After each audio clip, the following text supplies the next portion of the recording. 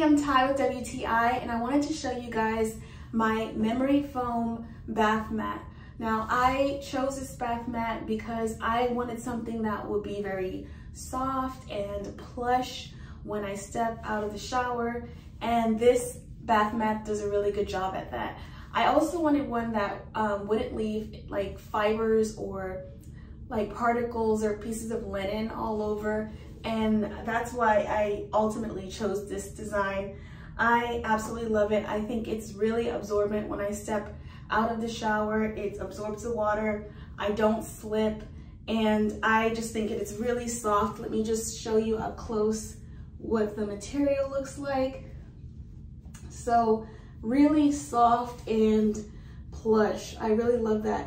It's very pillowy, so I have no complaints. I absolutely love it. I got this burgundy color to match my shower curtains, and I think it looks great. And that's my point of view.